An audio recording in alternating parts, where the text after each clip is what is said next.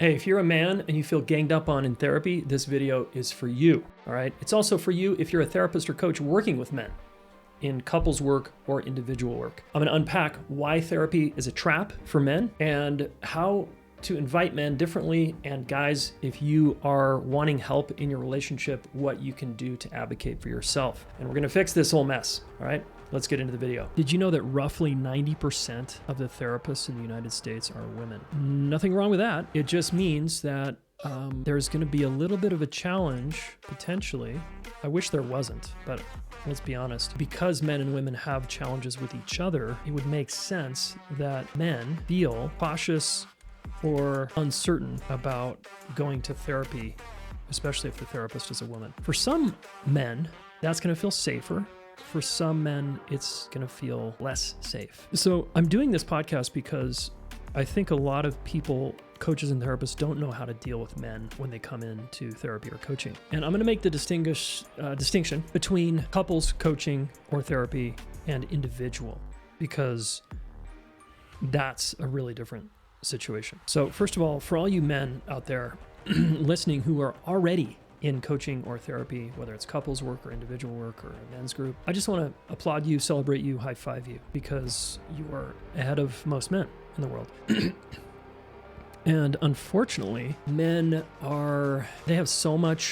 men have so much social conditioning that makes it hard for us to get help. So if you're sitting there listening going, yeah, why are men so hard and why don't they come to therapy and why are they so resistant when they do come to therapy? Or if you're thinking that, you're forgetting about how we're raised. So let's quickly review how boys are raised. They're still, by and large, raised. And when I talk about being raised, it's not just by parents, right? It's by phones, pop culture, sports culture, and all the manosphere, and you could say toxic masculinity. I'm kind of preferring the manosphere right now. The manosphere is just the male code of how we act and how we're supposed to be in the world. So remember, boys are taught still to, in most homes, to suck it up, don't feel. Feelings are a problem, emotions are a problem.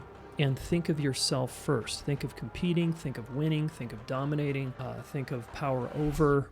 That's how most video games are played. That's how most sports are played. It's win-lose, me against you. Girls are taught, more generally speaking, how to prioritize the relationship over themselves, which has its own set of cascading challenges later in life. Boys are taught to prioritize self over relationships. And if you think of little boys and how they're raised, and I've watched this now. I have a 16-year-old son who's an amazing, incredible human. I've watched his peers over the years, and I've watched the parents raising those boys really struggle. The sensitive parents were always like, how do I raise my boy in a good way? And this male, just thick manosphere, this thick male indoctrination bullshit. How do I do it? How do I keep him connected to himself? And eventually these parents lose out because they haven't developed themselves and they don't know how to hold boundaries, and they end up kind of letting go of their son to sports culture,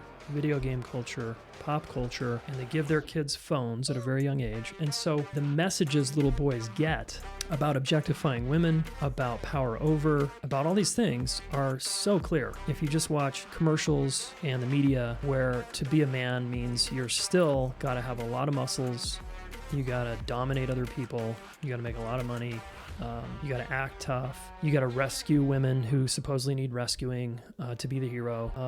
And these days, in politics, it's just a total shit show in terms of what we see, how masculinity's being played. So there's a lot of permission out in the world for young boys and young men to be like, fuck everybody, I can just think about myself and get by in this world. Okay, so I had to set the stage here. You're all aware of this, I think, if you're paying attention, how thick it is for boys to stay connected to themselves. It's very thick. And all it takes is a couple injuries of a boy not feeling contacted around his sensitivity and his emotions before he shuts that whole system down. And he learns real quick, oh, it's not cool to be really connected to mom. It's not cool to care, to demonstrate care. It's weak to do anything that looks gay, like care about how you look, be clean, have feelings, express those feelings, be friends with girls.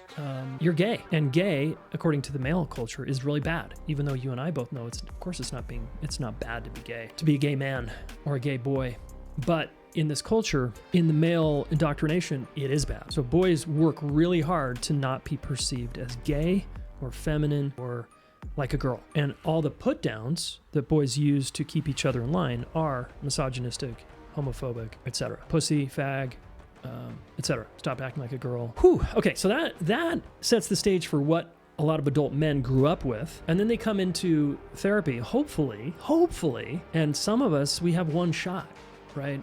As a therapist or a coach, we've got one chance to enroll this guy and give him a good experience. And it's different with individual coaching or therapy versus couples coaching. So let's talk about couples first, and then I'll transition to individual, right? So in couples therapy, if 90% of the therapists out there are women, the man is likely going into a couples therapist situation where he is the man and against two women. And that's how he sees it. I'm against two women. Even though, wow, I've got two women on my team, he sees them as they're on the opposite team because he spent 20 or 40 years pushing women away and pushing his feelings away. And here these two women are wanting him to talk about his feelings. That's threatening. And he already feels one down coming in to a therapy session with a female therapist. And if his wife is female, yikes, he's one down. And again, this isn't a woman's fault, okay, or the therapist's fault. It's the man's problem. And I'm going to talk about what he can do about this, right? Because men have something to do here and what we as practitioners can do to help these guys. But man, that's how he feels. And it's important to validate his feelings that I'm coming in feeling kind of judged and criticized already by my wife. And I'm worried that the female therapist is going to also judge and criticize me or agree with my wife who says, yeah, doesn't have his shit together. He doesn't know how to feel. He can't empathize. He just shut down. I don't know what to do. And I'm just feeling so judged. And a lot of therapies encourage feelings, empathy, talking about our story, talking about how we're feeling. And men are very fix-it, action-oriented, solution-focused. Just tell me what to do. You're a problem to fix. I just want to fix it and make it better. And when you're coaching men or doing therapy with men, you've got to realize that's a strength. It's a weakness in terms of it's keeping him from learning how to validate his wife's feelings, but it's also a strength in life to be able to fix things. Okay. Yeah. Okay. So a coaching approach, I'm going to recommend a coaching approach in general with these guys. Guys understand that the best athletes in the world have coaches. And so if you're going to work with men and you're going to be serious about it, you might start transitioning to become a coach if you really want to work with men and you're a woman, let's say, because they understand coachy language, goals, results, fixing broken things, getting tips and advice from the coach on how to do their golf swing better, how to shoot a free throw better, or how to make more money, business coach, right? They understand that model. They come into therapy and they're like a fish out of water. They're like, oh shit, feelings, emotions, sensitivity, what? So we have to, as practitioners, we have to appreciate guys coming in like this, okay? So again, I'm not making coaches and therapists wrong, especially female coaches and therapists. And I am saying, you've got to learn a couple of things and do a couple of things differently, I think, that are going to help. Okay, so one of the very first things you got to do is align with the man. You're aligning with both people if you're in couples therapy. If you're in individual therapy or coaching, it's easy to align. You just loo-foo them, you validate the hell out of their experience, and you stay really curious about what it's like to be them. And a lot of men that are newer on the path haven't done a lot of self-reflection. And so they're co-exploring their inner world with you. They actually don't have a big narrative other than, I don't know, I just like fixing stuff. And I don't know, her emotions are, a problem. And I just want them to go away because it makes me sad when she's hurting. Or I want to make her happy. And when she's sad, I don't know what to do. Some guys are that stuck in their psychology and their self-awareness. So we have to help a man get more self-aware and have to help him see that by getting more self-aware, by becoming emotionally literate, he's going to not only be a better dad, he's going to be a better husband, and he's going to be better at work or in sports or whatever he's into. Poker, football, you name it. Okay, music. We've got to enroll him through his values, and we got to help him see that his way isn't working. Now, as a man, I can get away with saying things like, bro, your way sucks. It's not working. Do you see that? Now, for a woman to say that, it might not work. He might shut down. So it's more like, hey, John, if his name is John, it seems like you're really, really good at doing things, at performing, at buying things for her, at providing for her. Man, that's like one of your superpowers. Is that right? Yeah, I guess I'm pretty good at it. Awesome. Well, it seems like as a boy, one skill you didn't learn how to do because you got conditioned out of your feelings, right? You had to act tough and act strong. Is that right? Yeah. And that serves a function in sports and in competition and in school and climbing corporate ladders. It can be a really good move to suck it up, not feel anything, and just kind of push through. And wow, I really see that about you, that's such a strength, right? We want to validate the hell out of his strategy, essentially, and just be like, yeah, good job. You played that game well. And then we want to say, and guess what? That tactic, that approach, notice the word tactic. I'm using like guy language. It's like military language. That tactic isn't going to work in a marriage with a woman. You've already tried that tactic, right, John?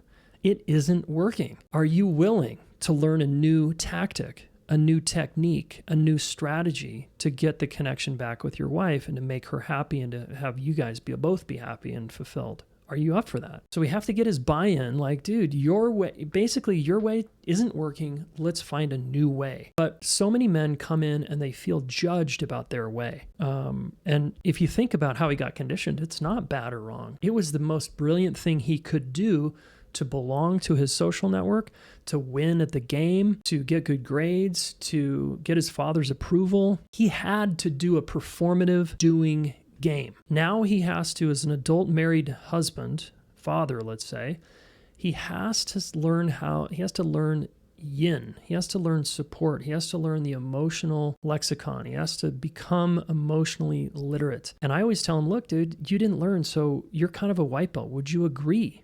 And I use white belt, black belt language because he understands martial arts and UFC, fighting and shit. It's like, dude, in jiu-jitsu, you are a white belt in your marriage. Would you agree? And most guys are gonna be like, yeah, it's gonna be hard for him to admit this, but he's like, yeah, I am new. I am a beginner. And then I say, John, is there anything that has prevented you from learning how? And now this is what he can't see. He's got a block, and it's the pride and shame polarity. He's been too proud to admit that he needs help. In other words, he's covered up his shame because he's so deeply ashamed that he's completely incompetent here and inept that he doesn't want to admit that to anyone, let alone himself or his wife. He's not even aware that he has deep shame, that he can't fix his marriage. He can't figure it out. He can't make her happy. He is a shame pile. And it's like he goes into a little boy shame pile and he shuts down, and it's very hard for him to talk about what's going on because he doesn't know what's going on. Remember, when I first went to therapy, the therapist would ask, what are you feeling? My answer, I don't know, for like 6 months. A lot of men don't know what they're feeling. They feel numb. They feel checked out. They feel fuzz. They feel fog. They don't know. And as comedian Bill Burr says, men are allowed to feel three things: I'm fine, I'm angry, and gay. And Bill Burr jokes that gay means everything between I'm fine and I'm angry, which is sad, hurt, alone, scared, because that's the label that gets put on it. If you're a sensitive man who actually has an emotional vocabulary, you're gay. All of a sudden. Like, it is so fucked up, you guys. And it's thick. And I am thoroughly disappointed in most parents out there with boys because they say they want to raise their boy in a good way, but they often hand them a phone and they give the boy full access to porn, to video games, to violence, to movies, to whatever he fucking wants to do because, well, my friends are doing it and you don't love me. And parents cave, they buckle. And then they're not willing to learn emotional literacy and validate feelings. And then they use bullshit excuses like boys will be boys. You know how boys are. It's nonsense. It's a cop-out, you guys. We have to do better raising boys, period. Or we're going to see a world that we're seeing right now, which is boys who are just basically adult men, but are developmentally wounded boys, rule the world. When you think about all the wars going on in the world as of late, guess who is leading the charge on war? Wounded adult men in positions of power. Want that to change? I do. Start raising boys differently. Start raising boys that are connected to their sensitivity, their emotions, their feelings, and being relational, actually giving a shit about the impact of their behavior on other people. So I don't care where you are in the political spectrum. It makes no difference to me. What matters is we start raising emotionally and relationally sensitive boys, which just means they care about the impact of their behavior on other people in their most important relationships as well as just strangers. It's not okay to treat people that way. It's not okay to just kill animals for fun, 10-year-old boy. It's not okay to bully other boys on the playground. Hello? It's not okay to cyberbully and haze people on Instagram because they have feelings or they're wearing pink. Jesus, it's so pathetic, really, where we're at. Okay, rant. So back to how do we help men? We've got to build rapport by seeing them in their strengths first, and then inviting their vulnerability and saying, look, I know it didn't go well for you as a boy to be sensitive, to be emotional. It's like a lot of defended men come into therapy or coaching, they're actually quite sensitive, which is why they had to build this wall, because they hate being that sensitive and having no one know what to do with them. So they just go on lockdown. He doesn't trust that he's going to be handled well if he is vulnerable. And sometimes when he is vulnerable in his marriage or in therapy, it can backfire. And then he's like, okay, fuck that. I'm not doing that again. And look, men, you can't be butthurt about every emotion your wife expresses and just shut down all the time. You must do better, right? You as a client, you can't allow your wounded little boy to run your fucking relationship life. All right. You have to move from white belt to yellow belt and grow that kid up by becoming relationally astute and emotionally aware and emotionally literate. That's how you grow up that little guy inside. So you have more options. You have so few options in a relationship. If you can't talk about your experience and feel it, and you don't let your wife talk about her experience and you can't hold it, dude, you are shutting down the entire potential of your relationship life. It fucking sucks to be on the receiving end of that as a wife, as a daughter, as a partner, as a friend. If you are just a one-channel pony, I don't know, I just shut down. I don't know. Like, guys, I'm over here trying to validate you and saying, yeah, it's your conditioning. It's fucked up. You're in a gender straitjacket. It blows. But guess who has the keys to get the fuck out? You do. And ideally, you've got a practitioner that knows how to help you get out of the fucking box and get into a much more expanded way of being and living. Look, I have made the journey myself. Sensitive little wounded guy on the inside, defended as fuck on the outside. That lasted until I was 29. And then I was like, oh, I do not like how my life is going. I am going to change it. And I did. And here I am. And look, I still have all kinds of problems, but guess what? I have capacity. I raised a son who is able to feel his feelings and articulate those and be strong and do all the guy things if he needs to. Man, I did create a harder world for him because he has fewer and fewer. There's not that many boys like him. So he feels a little alone at times, right? Yeah. So do I. I go into a fucking sports bar. I am alone. I can talk sports. I can hang. But guess what? When it comes to like depth and like actually knowing what's going on inside, I'm fucking alone. And again, this isn't for every man. Okay. I'm not saying every man needs to get this because not every man wants this. But I'm saying for those guys that come in or they're on the edge, this is going to be immensely helpful. All right. Immensely helpful. Yeah. 53% of men say no one really knows me. And that's their problem. They have the keys to that, right? That wall, that fortress. But it's not their fault that they got there. Okay, it's how they were socialized and conditioned. It is their responsibility to get out. And if they come into your office, it's your responsibility to help them. That's what they're wanting help with. Even if they say, I don't know, I just need help with my addiction, or I just need help with my wife. She's annoying. That's how it starts out. But what you and I really know is we're going to help set this guy free, which is why men's work is also really important. Quick flag for men's groups. If you are a therapist or a coach and you're not referring your male clients to men's groups, to me, that's a problem. It's another place, another environment where he can grow exponentially in the safety and presence of other men. It's enormous. It's been enormous for me. That's why I lead men's groups. I lead virtual men's groups. So there's virtual men's groups. Find out where the closest in-person men's group is to your guy client. Find out, help him get enrolled. I have tons of articles. Just Google my name in men's groups and you can read tons of articles. There's thousands now of articles from the Mankind Project, Everyman, Man Talks, Sacred Sons. There's so many organizations committed to helping men. So don't tell me, I don't know where they are. Just Google and get on ChatGPT. say, give me the top 10 resources for men in personal growth right now, and have him price it out, send it to the guy, say, here, go frickin' do this. Okay.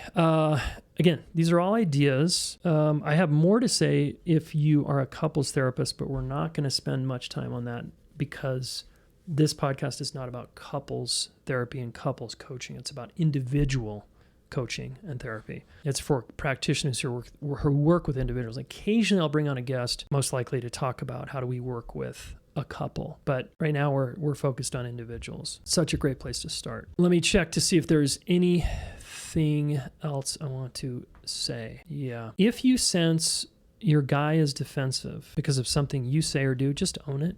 Just be like, oh, my bad. Can you, what just was upsetting there that I said? Because you want to capture and catch the mistakes you make with men and just clean it up. They can all be repaired, and men will be like, okay, thanks. We're just like the rest of humanity. We just want you to repair with us and just clean it up. It's not a big deal. Just take responsibility for what you just said or did. Not a big deal. Okay.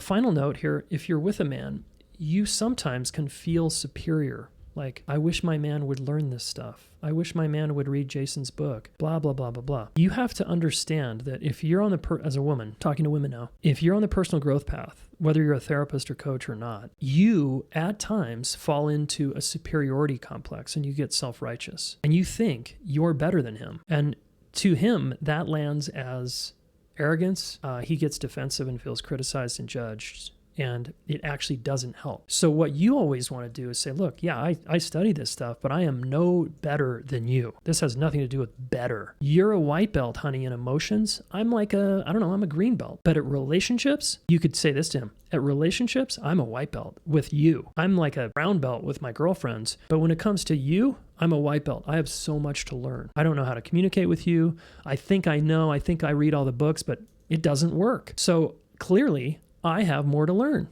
Clearly, I'm not very good at this either. See what I just did there?